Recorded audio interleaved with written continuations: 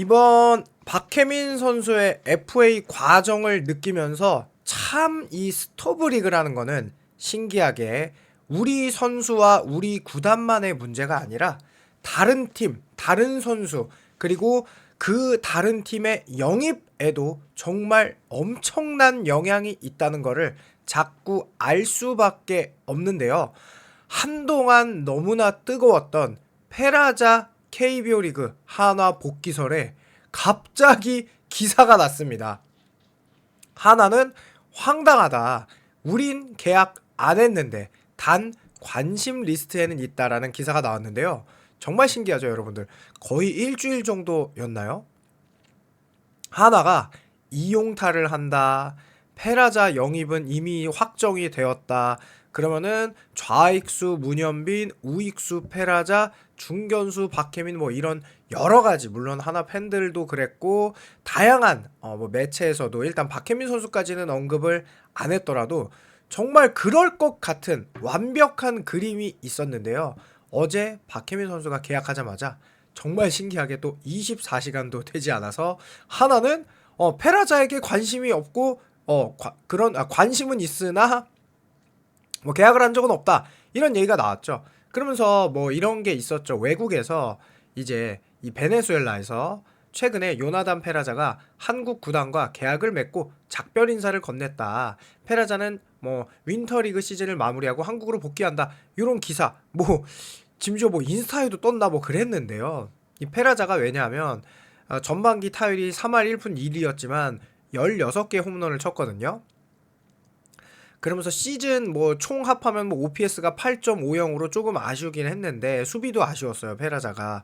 그런데 이 전반기와 후반기 이 사이에 중간에 부상이 있었어요. 그래서 부상만 없었으면 페라자는 정말 화끈한 타격을 보여줬을 것이다 라고 생각하는 분들이 많을 수도 있어요. 그리고 심지어 올해 이 샌디에고 파드리스와 마이너리그 계약을 맺었고 이 트리플 A에서 무려 3할 7리 19개의 홈런, 113타점, OPS 0.901을 기록했으니까 그야말로 저 정도 트리플 A에서 저 정도급 성적을 낸다면은 이거는 KB에서도 무조건 통할 것이다 라고 생각할 수밖에 없게. 그러니까 확실히 페라자는 부상 때문이었구나, 페라자가 부상에서 회복하니까 이렇게 파괴력을 보이는 선수구나 라고 생각할 만한 기록을 보여줬어요. 이 퍼시픽 코스트 리그 최다 안타와 타점 2위에 오르며 올해의 선수에 뽑힐 만큼 굉장히 좋은 성적을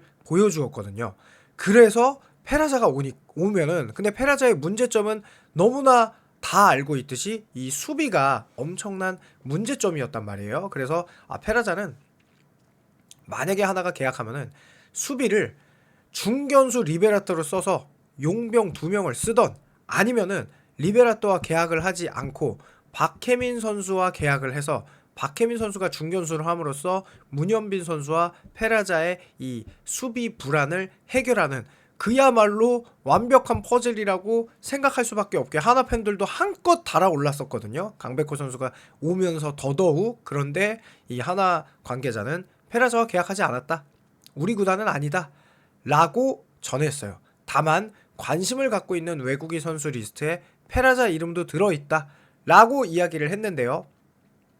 이렇게 되면은 결국은 하나 이글스도 여러 가지 생각을 할 수 있겠지만 결국 페라자를 영입하려면은 리베라토까지 함께 있어야 되거나, 아니면은 페라자를 영입하지 않고 리베라토와 함께 가거나, 이렇게 두 가지 방안 중에 하나를 할 수밖에 없는 상황이 됐습니다. 그래서 정말 신기하다는 거죠. 뭐가 신기하다면 이 하나 구단의 외국인 기사조차도 이 박혜민 선수의 FA와 정말 밀접한 관련이 있었다는 것을 이번 기사를 통해서 알 수밖에 없었죠. 자, 그리고 하나 이글스는 강백호 선수가 오면서 이제 또 요런 손아섭 선수의 위치도 좀 있을 수밖에 없죠. 왜냐하면 이 손아섭 선수가 작년에 하나 이글스의 우승 청부사로서 결국 영입을 했어요. 왜냐하면 1번 타자가 굉장히 소중했던 하나 이글스. 그러니까 하나는 도대체 1번 타자를 누가 치냐. 그런데 마땅한 대안이 없어서 이 베테랑이자 1번 타자 역할을 완벽하게 수행할 수 있는 손아섭 선수를 이 트레이드를 통해서 3라운드 지명권과 현금을 통해 영입을 했었단 말이에요. NC로부터. 그런데 강백호 선수가 오니까 손아섭 선수가 선택을 해야 돼요. 우승인가 나의 가치인가. 이게 뭐냐면 손아섭 선수는 결국 우승 청부사 역할을 저는 했다고 봐요. 왜냐하면 한국 시리즈에서 무려 타율이 3할 3푼 3리에 2루타 1개, 3득점에 좋은 활약을 펼치며 첫 한국 시리즈 무대를 즐기고 정말 잘했어요. 손아섭 선수. 3할 3푼 3리 쳤으면 진짜 잘한 거죠. 한국 시리즈니까.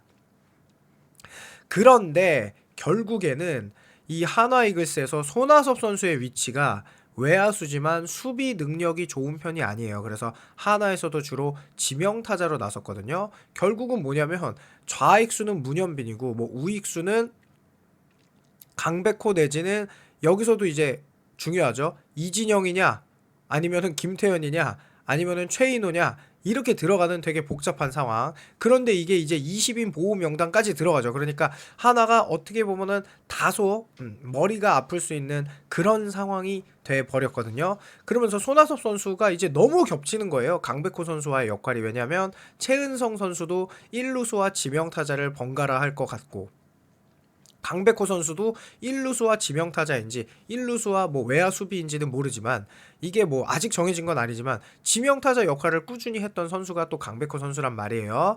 그래서 손아섭 선수의 입지가 좀 어려워졌죠. 그러면 손아섭 선수는 이제 선택을 해야 되는 상황이 됐습니다.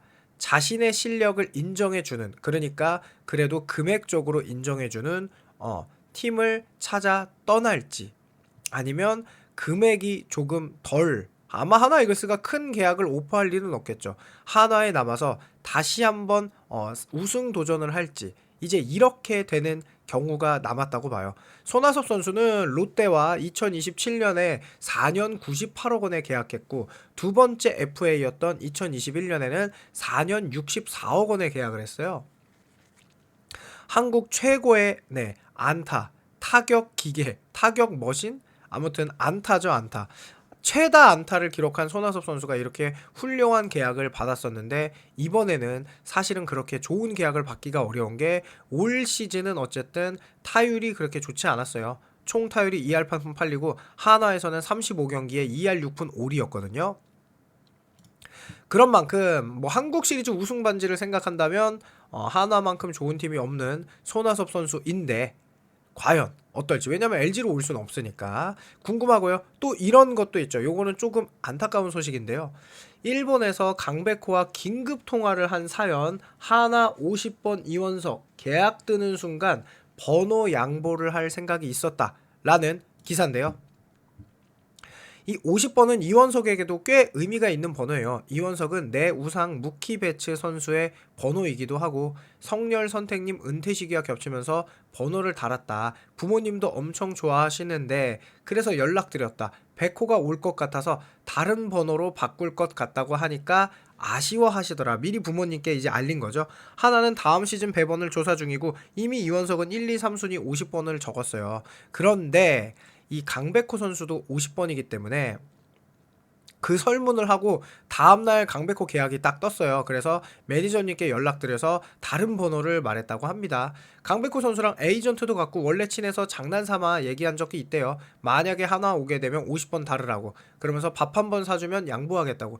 강백호 선수랑 동갑이고 그래서 뭐 주축 선수가 먼저다. 나는 바로 양보할 수가 있다. 이렇게 되게 아름답고 이쁜 마음을 하지만 이제 어떻게 보면은 안타까운 그런 기사이기도 하죠. 그러면서 번호가 아니라 가방을 바꾸고 싶은 줄 알았다라는 뭐 이런 인터뷰도 있는데요. 자, 결국 프로의 세계는 이제 실력이 중요하죠. 주축 선수가 우선이다라는 말을 할 수도 있었고. 자, 그리고 나서 사실 저는 제가 만약 하나 이글스 단장이었다면 저 같은 경우는 과감하게 고액 연봉자 엄상백 선수와 심우준 선수를 풀고 그리고 나서 그 자리를 저는 박혜민 선수로 했을 거라고 저는 그렇게 생각을 한다는 영상도 찍었는데요. 이제는 심우준 선수의 무조건 지켜야 하는 상황으로 바뀌었죠. 왜냐하면 심우준 선수를 안 지킬 이유가 없죠. 하나이글스 입장에서는 비싼 값을 주고 계약금까지 준 유격수를 사왔어요. 그리고 만약에 이 엄상백 선수도 저는 지킬 거라고 봐요. 왜냐하면 엄상백 선수가 워낙 고액으로 하나에서 계약금도 다 줬기 때문에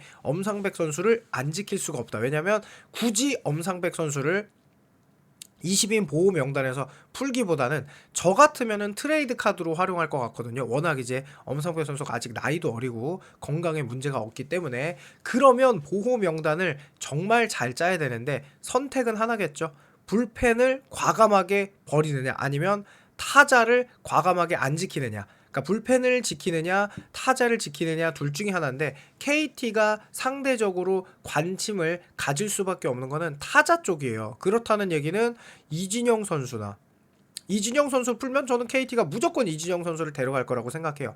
그러면은 이원석 선수, 김태현 선수 뭐 이렇게 이원석 선수, 최인호 선수, 김태현 선수 이렇게 있거든요. 아니면 이도윤 선수도 있죠. 이렇게 되다 보니까 하나 이글스의 20인 보호 명단이 너무나 KT 입장에서는 정말 좋은 선택을 할 수 있는 그런 상황이 돼버렸죠.